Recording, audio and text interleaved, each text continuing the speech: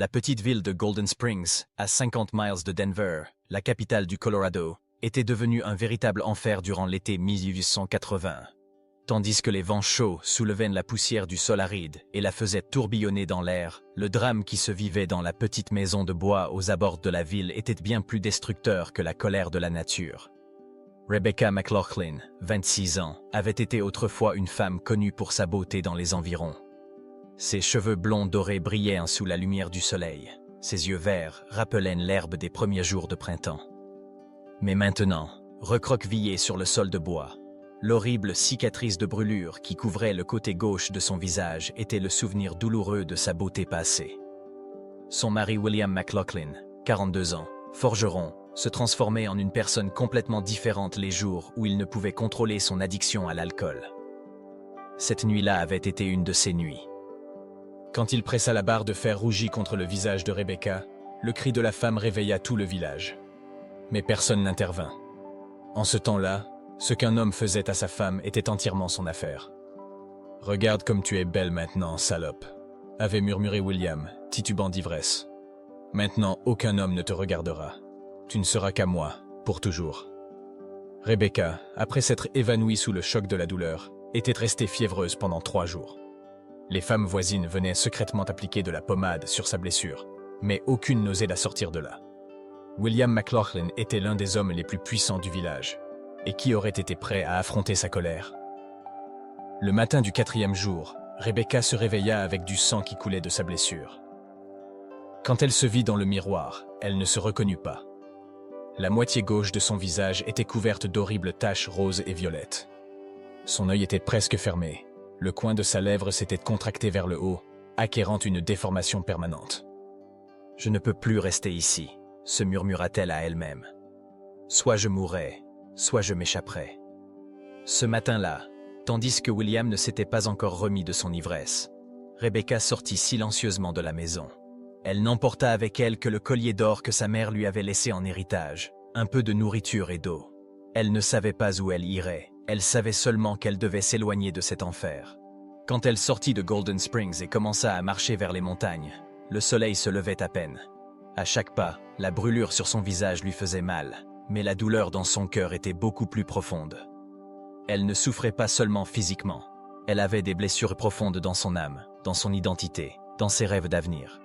Elle avait marché pendant des heures quand ses pieds devinrent instables. Ses chaussures à talons hauts n'étaient pas du tout adaptées aux sentiers montagneux. Essayer de survivre dans la nature sauvage avec jupe et corset semblait impossible. Quand le soleil fut au zénith, elle s'arrêta pour se reposer à l'ombre d'un rocher. C'est alors qu'elle le rencontra pour la première fois. Au début, il n'apparut que comme une ombre. Puis, la silhouette qui émergea de derrière le rocher se précisa. Un guerrier apache grand, de constitution athlétique, à la peau bronzée. Ses vêtements traditionnels étaient déchirés. Il avait des cicatrices de blessures de guerre sur son visage et son corps. Mais ce qui était le plus frappant, c'étaient ses yeux. Complètement blancs, aveugles. Rebecca retint d'abord son souffle de peur. Toutes les histoires qu'elle avait entendues sur les Apaches étaient terribles. Mais par la façon dont l'homme essayait de s'accrocher à chaque pas, par son désespoir, elle comprit qu'il était aussi blessé et perdu qu'elle. Quand l'homme perçut l'odeur de Rebecca, il s'arrêta. Il tourna la tête vers elle, mais ne pouvait pas la voir. « Qui est-ce là » demanda-t-il en langue apache. Puis il répéta en anglais cassé « Who? There ?» Rebecca n'osa pas parler. Elle pouvait entendre son cœur battre rapidement. Mais quand l'homme parla de nouveau, il n'y avait pas de menace dans sa voix, mais de la fatigue. « Moi, inoffensif, » dit-il en anglais lent. « Moi aveugle, ne peux pas voir. Vous aider ?» C'était une situation que Rebecca n'avait jamais espérée. Le redoutable guerrier apache lui demandait de l'aide.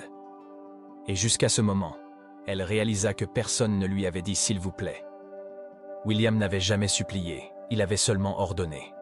« Moi aussi, je suis blessé », murmura Rebecca, trouvant le courage de faire entendre sa voix.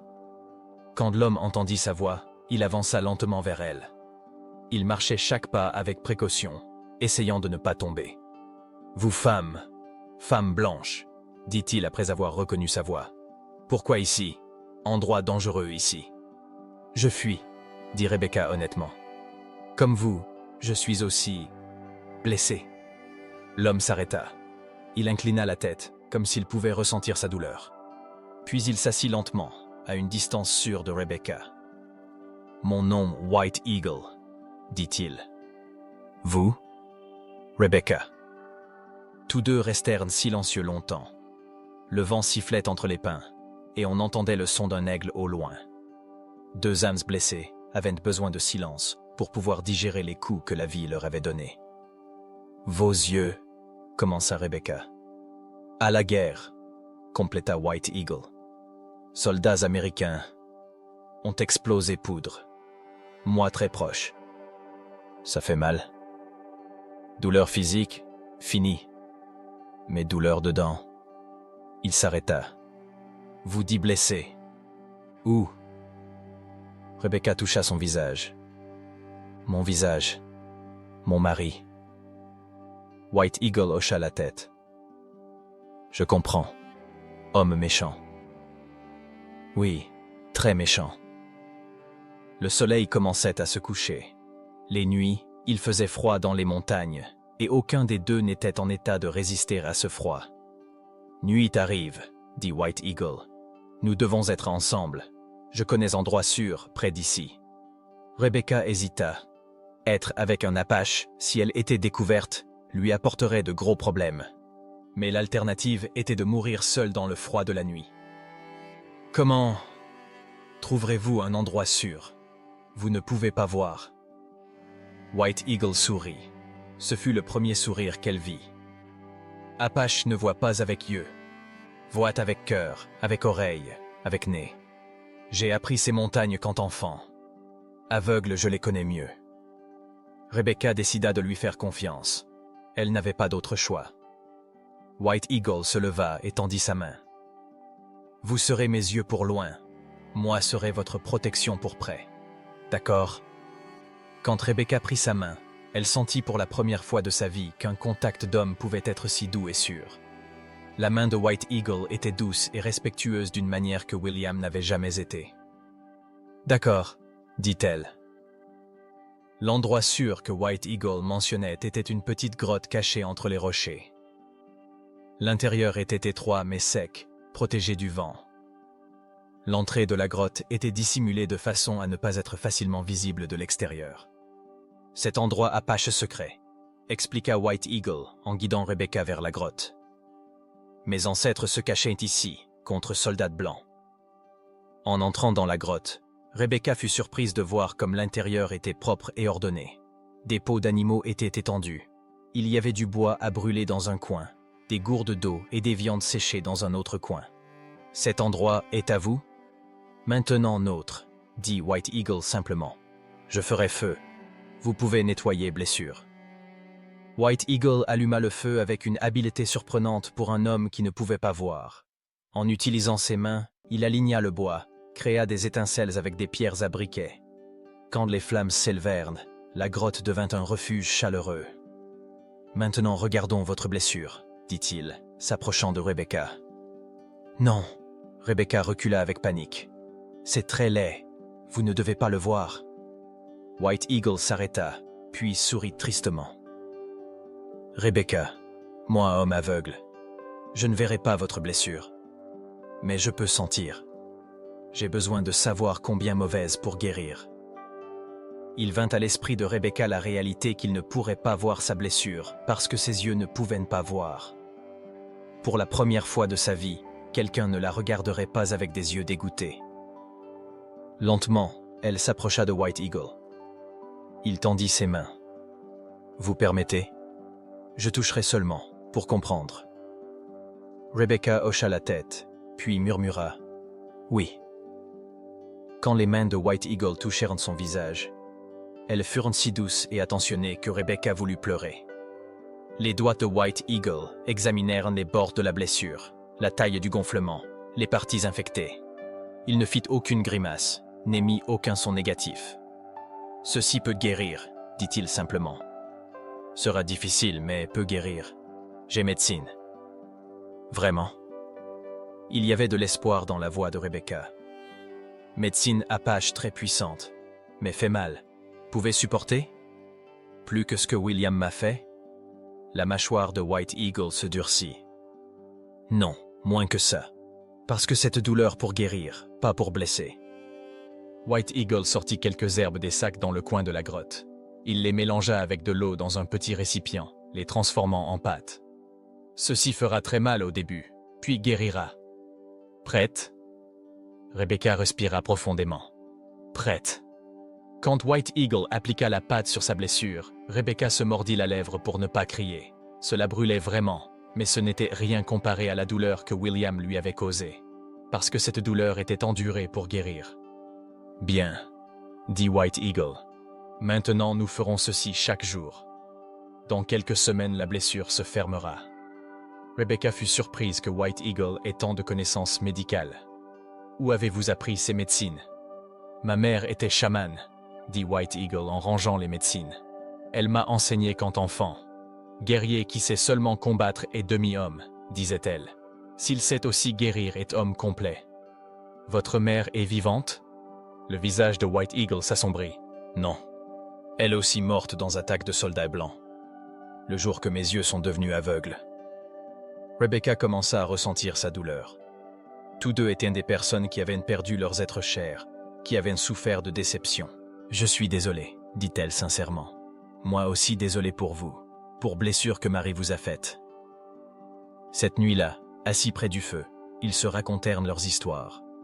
Rebecca raconta comment avait commencé son mariage avec William, comme ils avaient été heureux au début, comment tout avait changé quand William avait commencé à boire. White Eagle partagea sa propre histoire. Qu'il avait été le plus jeune chef de guerre de sa tribu, qu'à 23 ans il dirigeait 50 guerriers, mais comment il avait été abandonné par sa tribu après avoir perdu la vue. Tradition Apache, dit-il, regardant le feu. Guerrier handicapé signifie fardeau pour tribu. Plus ne peut chasser, plus ne peut combattre. Moi aussi ai dû partir. C'est très cruel, dit Rebecca. Personnes qui doivent survivre, parfois doivent être cruelles, dit White Eagle. Mais ça fait encore mal, être abandonné. Rebecca prit sa main.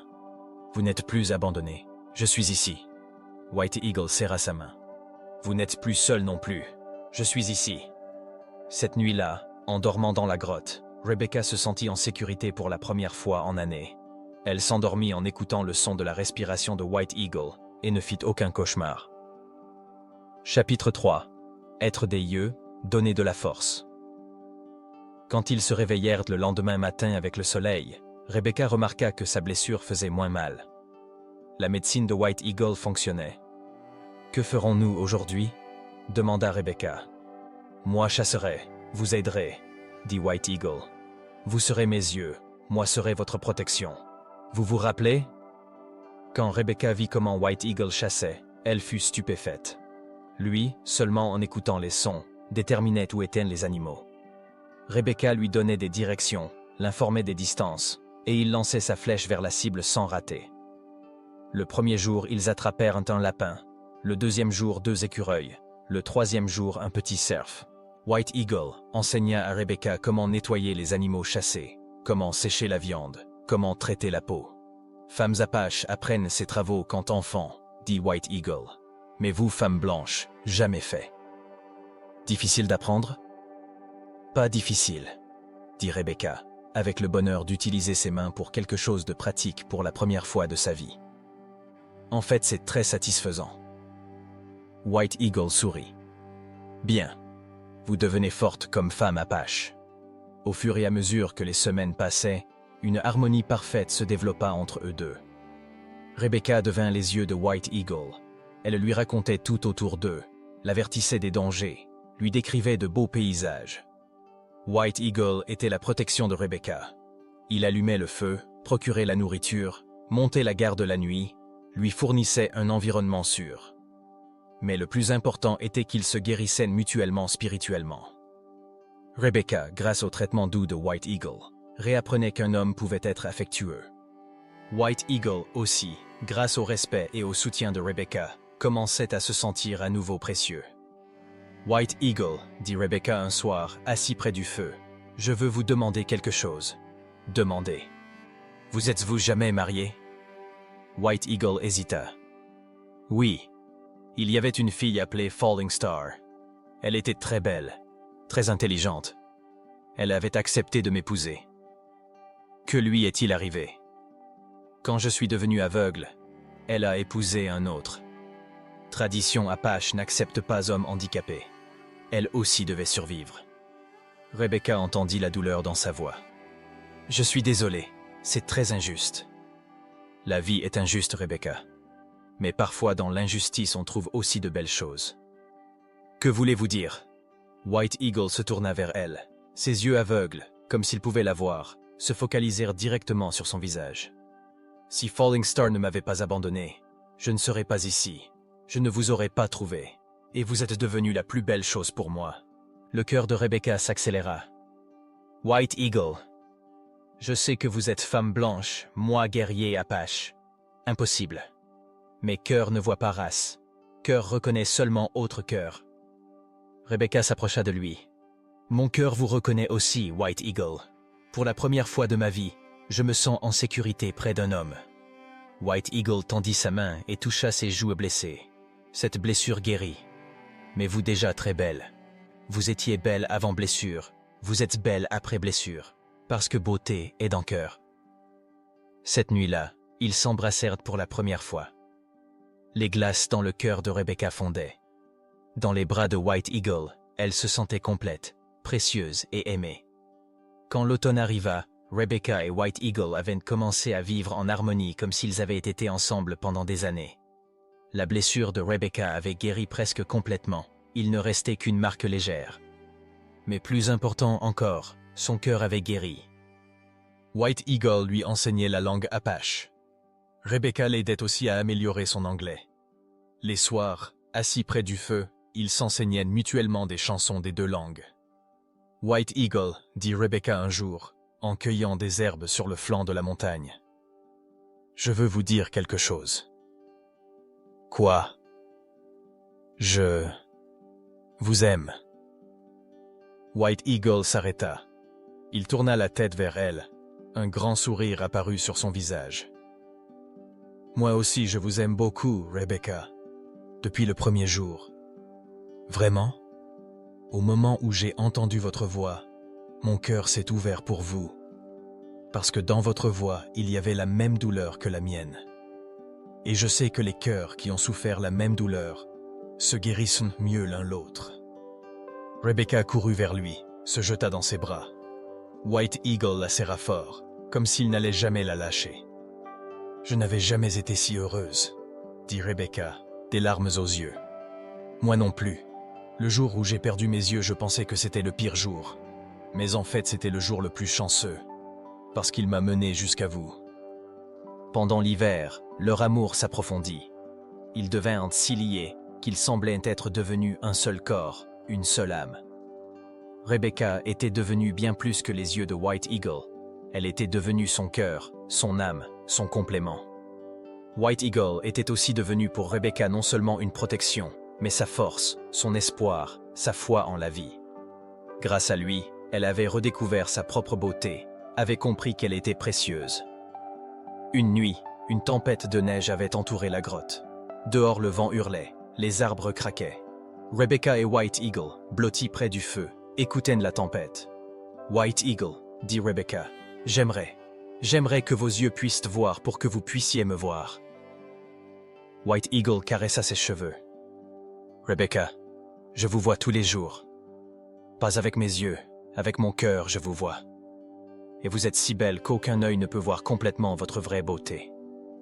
Mais je veux que vous voyiez mes yeux, que vous voyiez la façon dont je vous regarde, parce que dans mes yeux il y a mon amour pour vous. » White Eagle prit son visage dans ses mains. Dans la légende Apache, il dit « Si deux cœurs s'unissent vraiment, les choses perdues reviennent. Peut-être qu'un jour, mes yeux s'ouvriront, mais même s'ils ne s'ouvrent pas, ça ne fait rien, parce que je vois déjà tout. » Rebecca l'embrassa. « Mon seul désir aussi est de rester avec vous pour toujours. »« Nous serons ensemble pour toujours, » dit White Eagle. « C'est ma promesse pour vous. » Quand le printemps arriva, Rebecca et White Eagle célébrèrent leur 3e année. Pendant 3 ans, ils avaient vécu complètement isolés du monde extérieur, seulement l'un avec l'autre. Ces 3 années avaient été la période la plus heureuse de la vie des deux. Rebecca était maintenant devenue une vraie femme de montagne. Elle savait chasser, pêcher, cueillir des herbes, préparer des plantes médicinales. Sa peau avait bronzé, ses muscles s'étaient renforcés. Les vieilles traces de peur dans ses yeux avaient été remplacées par une paix profonde. White Eagle s'était aussi complètement adapté à sa cécité. Avec l'aide de Rebecca, sa capacité à naviguer dans l'environnement s'était développée au point que parfois il agissait comme s'il pouvait voir. Un matin de mai, Rebecca se réveilla très tôt. Dehors, les oiseaux chantaient, on entendait le son du ruisseau. White Eagle dormait encore, avec une expression paisible sur son visage. Rebecca, pour ne pas le réveiller, sortit silencieusement de la grotte. Le soleil du matin peignait les sommets des montagnes de couleur dorée. Elle sortit dans la clairière devant la grotte et respira profondément. Elle adorait décrire ce paysage à White Eagle. Quelques minutes plus tard, White Eagle se réveilla aussi. « Rebecca » cria-t-il. « Je suis ici, mon amour. Je suis dehors. » White Eagle sortit de la grotte et la chercha. Mais cette fois, en marchant vers elle, il semblait avancer avec des pas plus assurés. « White Eagle, c'est un très beau matin. Le soleil se lève juste devant nous. Les montagnes sont dorées. » White Eagle s'arrêta. Il leva la tête, comme s'il écoutait quelque chose. « Rebecca, » dit-il, avec un tremblement étrange dans sa voix. « Oui, je crois que je vois quelque chose. » Le cœur de Rebecca s'arrêta. « Qu'avez-vous dit ?» White Eagle se frotta les yeux. « Je ne sais pas. Comme s'il y avait une lumière. Très faible, mais elle est là. » Rebecca courut vers lui. Quand elle regarda les yeux de White Eagle, la nébulosité blanche qu'elle avait vue pendant 3 ans semblait un peu plus claire. « White Eagle, vos yeux, ils ont l'air différents. » White Eagle se tourna vers Rebecca, et à ce moment, le plus grand miracle de leur vie se produisit. « Rebecca, » dit-il, sa voix tremblant d'étonnement. « Je vous vois. » Rebecca ne put pas respirer. « Comment est-ce possible? Votre visage, vos beaux yeux verts, vos cheveux dorés. » Les larmes coulaient des yeux de White Eagle. « Je vous vois vraiment. » Rebecca aussi commença à pleurer. « Est-ce possible? Comment peut-ce être? » White Eagle prit son visage dans ses mains. Pour la première fois, il la sentait à la fois en la touchant et en la voyant. Ma mère disait, parla avec un profond étonnement dans sa voix, « L'amour véritable rend possible l'impossible. Si 2 cœurs s'unissent complètement, les choses perdues reviennent. Mais les docteurs avaient dit que vos yeux étaient complètement détruits. Les docteurs blancs ne s'occupent que du corps. Les chamans apaches savent que l'esprit peut guérir le corps. » White Eagle la regarda dans les yeux, comme s'il ne voulait jamais manquer ce paysage qu'il avait désiré pendant 3 ans. « Pendant 3 ans, j'ai entendu votre voix, perçu votre odeur, vous ai touché. Mais maintenant, je vous sens complètement pour la première fois. » Rebecca toucha ses lèvres. « La première chose que vous avez vue était mon visage. Et la dernière chose que je verrai sera aussi votre visage, » dit White Eagle. « Parce que vous êtes tout pour moi. » Ce matin-là, ils marchèrent main dans la main sur le flanc de la montagne. White Eagle voyait maintenant avec ses yeux tout ce qu'il avait connu pendant 3 ans seulement en touchant, entendant, sentant.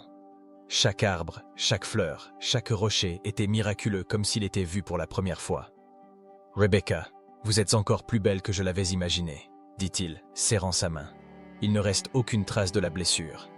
Vous êtes parfaite. » White Eagle, peut-être que c'est un signe de Dieu pour nous. Maintenant, nous pouvons retourner dans le monde extérieur. Nous pouvons construire une vie normale.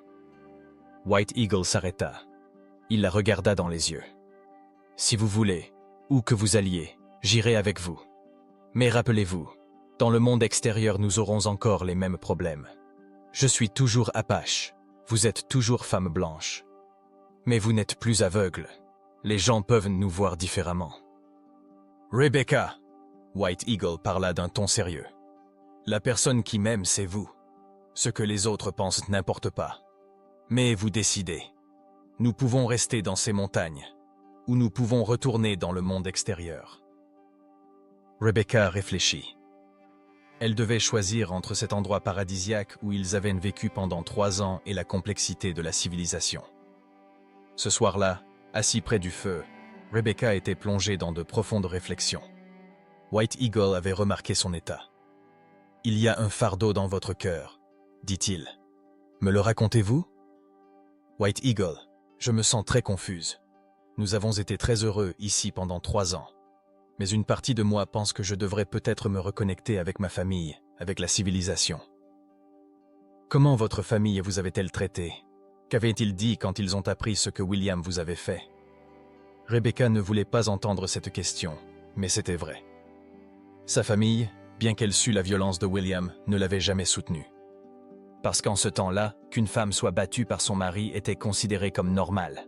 « Vous avez raison, » dit Rebecca. « Ma famille ne m'a jamais protégé. Et William, s'il me voit, il peut m'obliger à me remarier avec lui. Parce que